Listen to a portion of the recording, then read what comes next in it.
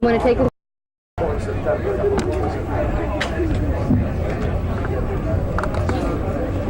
want to handle it right now? That's good, Dorothy. Tim? Yeah.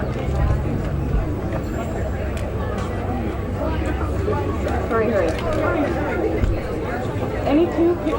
Right there. One more. All right, how was it? How's everything coming? No, Jane, right there.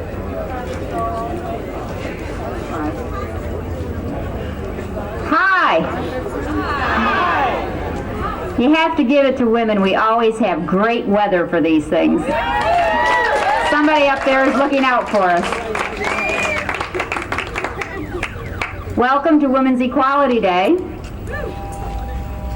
Nice crowd. My name is Lucille Palvero, and I'm going to be your moderator this afternoon. I think today of all days, it really, really feels good to be in Seneca Falls, New York, birthplace of women's rights.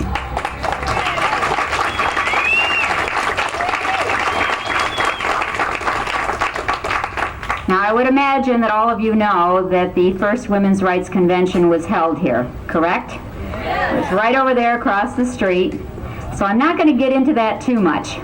What I am going to get into, which is not so well known, is that the Equal Rights Amendment was introduced in Seneca Falls by Alice Paul in 1923.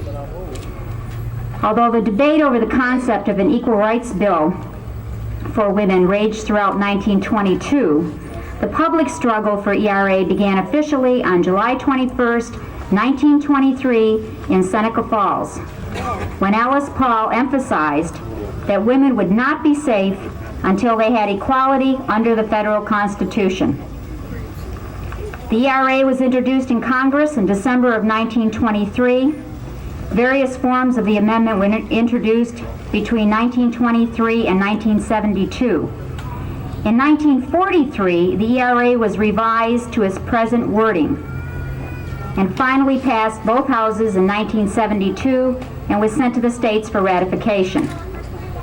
Before the March 22, 1979 deadline, 35 of the 38 states required for passage had ratified.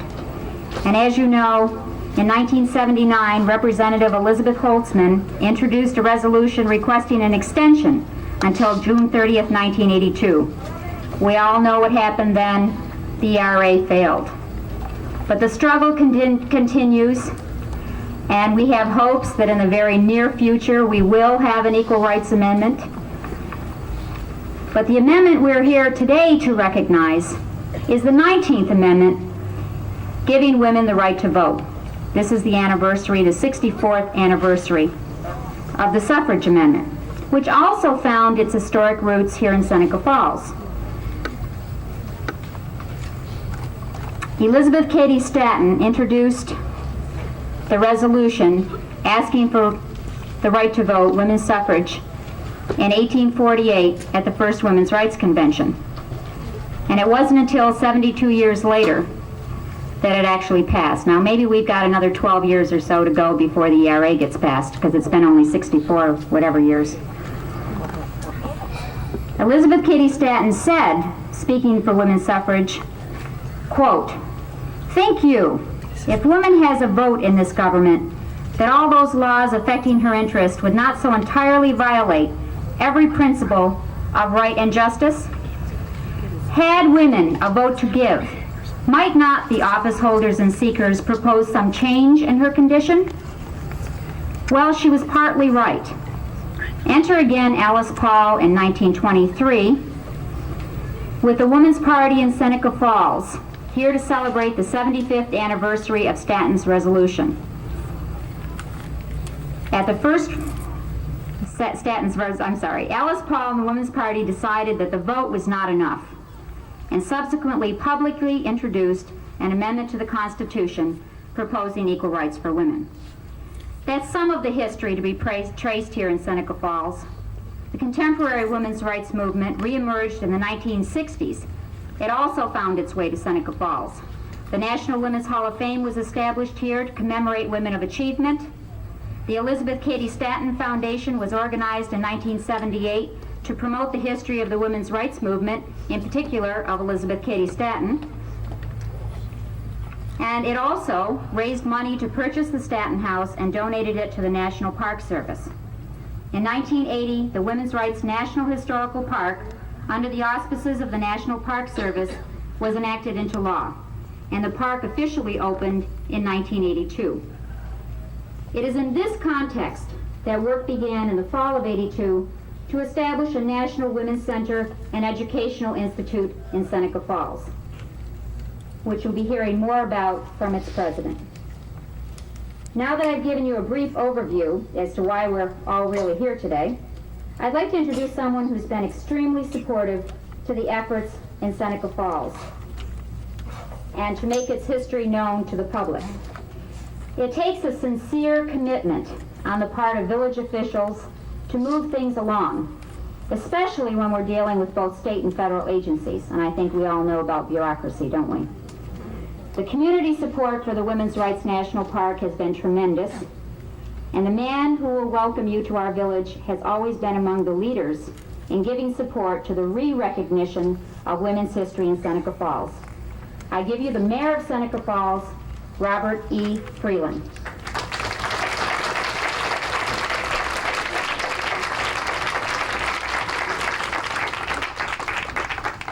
Thank you, Lucille. It is my great pleasure today to welcome everyone to Seneca Falls, especially all the people up here and all of you people out there. I'm sorry that I'm not able to welcome Elizabeth Cady Stanton today. I'm sure she would have been very proud to have been here today and to see what she had done. It's always been our belief on the village board that this was very important, had to be recognized. Our village board worked very hard with the Congress of the United States to get the national park established here. And we were really surprised that it went so fast as it did. And I think really it was our lobbying with the Congress that really helped. And we've always been supportive of that. And I'd like to introduce our board members that are here today, because they've always been supportive too. And without that support, I don't think we would be here today to celebrate this occasion. And I'd like to introduce Ann Kramer, First Ward Trustee of Seneca Falls. Would you stand, Ann? And John Durso, Fourth Ward Trustee of the Village of Seneca Falls.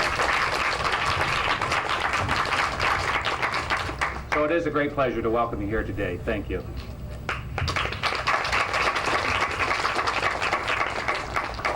Just got one comment about Ann Kramer. She's the very first woman to have been elected to the village board in Seneca Falls, and we often refer to her as Landslide Kramer, because Landslide Kramer won by 1 vote. Now, if that doesn't tell you something, your vote counts. Believe me, it counts. Another person back here that we should also recognize from our town board is Supervisor Frank Saraceno. Would you please give him a hand? She dreams dreams of unity for women, and that's not so awful, is it? Of a place for women that we can call our own. I have an enormous amount of admiration and respect for this woman. Please welcome the president of the Seneca Falls National Women's Center, Rosemary Agonito.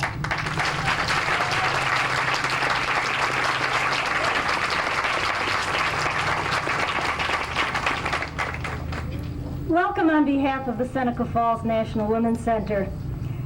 As Lucille said, August 26th commemorates the ratification of the 19th Amendment to the Constitution in 1920, giving women the right to vote.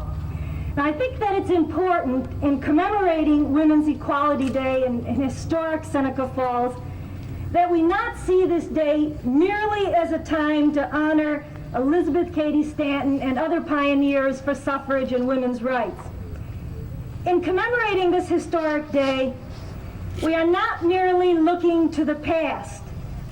We look to the past in order to see clearly into the future. In 1848, a woman had the courage to stand up and say what nobody wanted to hear her say, or almost nobody. Stanton called for votes for women. And as you know, at the time, that was a terribly radical idea. Perhaps the single most important lesson of 1848 is that breaking old patterns of thought, old attitudes, is a terribly difficult thing to do. It took 72 years for women to get the vote. 860 separate state campaigns in 19 separate Congresses. It took decades of long and often bitter struggle for women to get the vote, something that we take so much for granted today. 1848 was about growing as a people to extend justice and decency to women. We still have a long, long way to go till there is justice and decency for women.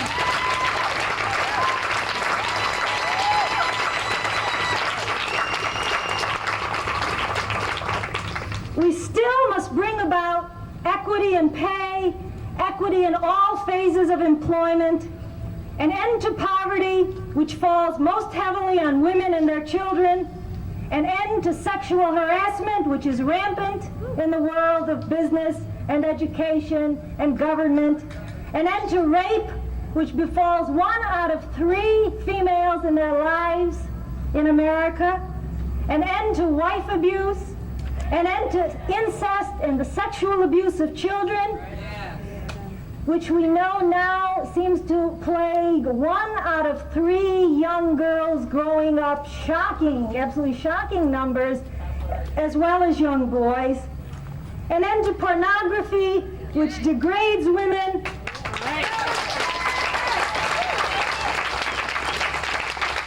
And not only degrades women, but promotes violence against women. There must be an end to male-centered education posing as universal studies.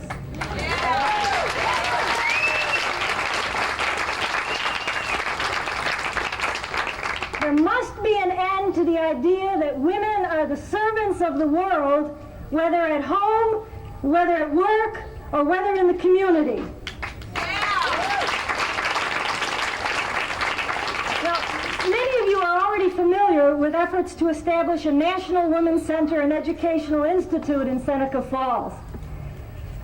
Many of us believe that a National Women's Center is a logical extension of 1848 and all of the work on behalf of women across this land since then.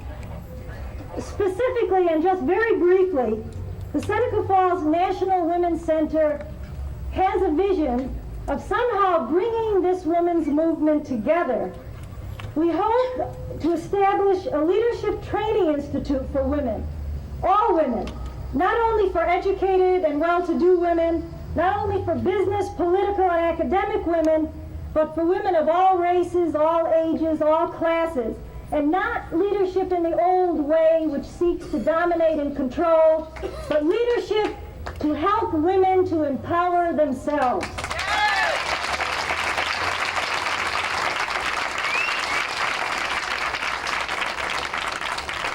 Secondly, we believe it's time to establish, for want of a better word, a national think tank to bring together diverse minds to deal with current and ongoing issues of concern to women, and by extension, everyone. There is no feminist issue, we must remember, that merely concerns women. The well-being of everyone is at stake in the masculinist view of the world, what I call the cult of the tough guys who still dominate this country and this world.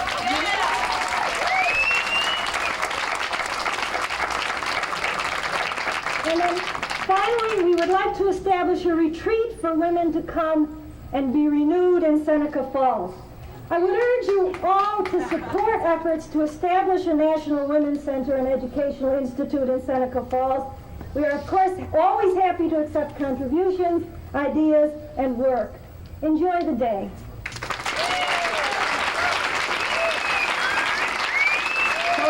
Great, didn't they?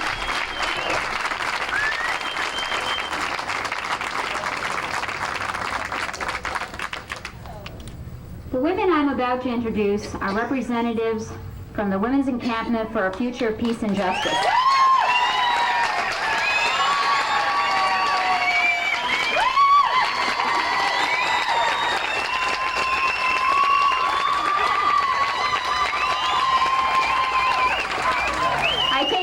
few of you out there today, right? Okay, before I introduce them, as a local resident, I'd like to say a few words about the Women's Encampment, if you don't mind. Since the encampment opened last year, it has not been without controversy. I mean, to say otherwise would be to stand here and lie to you, right? Okay. But I think we should understand that the women there are in the quote-unquote radical fringe. The quote-unquote radical fringe that Alice Paul and people like her found necessary to move people off center. Like their foremothers, who were part of the vanguard of the women's movement, they are, and always have been historically, the women in the forefront who take the flak for the rest of us. Okay? We middle-of-the-roaders, so to speak, are able to lead more or less smug, respectable lives on the gains made for us by the radicals. Yeah, I'm standing here in a white dress saying all this, right?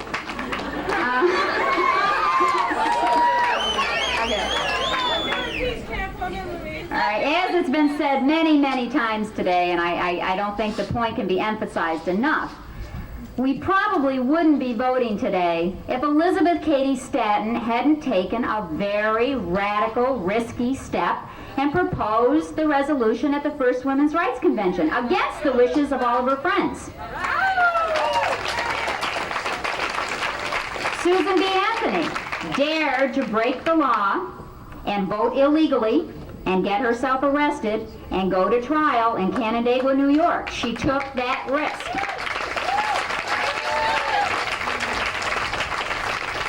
Alice Paul herself, taking the lead of the English feminists, fasted, chained herself to the White House fence, committed civil disobedience, did everything she could do to bring about the vote for women. And by the way, I've discovered a wonderful quote by Alice Paul, and this is it, and it kind of applies to the peace movement, so I want to read it.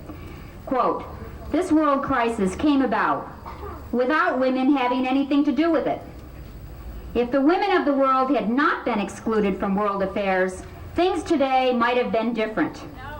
What we want to do is to have some say in the movement of peace, when and if it comes." She was referring, of course, to World War I. Anyway, it was these women, and many like them, who took the risks, who took the abuse, who were ridiculed, arrested, jailed, derided, looked down upon. It wasn't that many years ago when the citizenry of Seneca Falls literally threw rocks and tomatoes at Elizabeth Cady Stanton for daring to walk these streets wearing bloomers.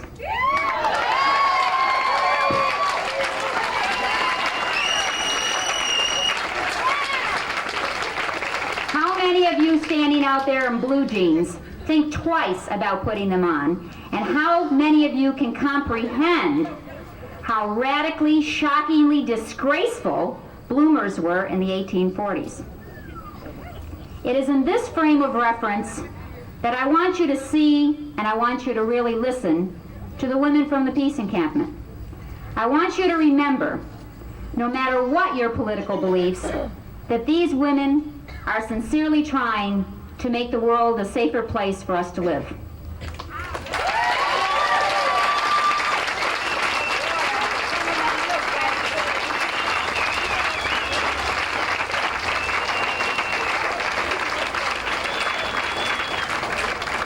Inconveniencing themselves, and believe me, if you camped out at the peace camp, you know it's inconvenient. They may have made things easier for us. Now, there's lots of mainstream groups who support a nuclear freeze. People talk around the dinner table about nuclear weapons. This was not so long ago. The level of awareness on this issue has increased tenfold. Why? Because whether you like their tactics or not, women like those I'm about to introduce dared to challenge the system, like so many before them. So please, whenever you see a woman, any woman, taking abuse, whenever you hear a woman, any woman, being called a name, remember, always remember, that but for the grace of God, sisters, go you and I.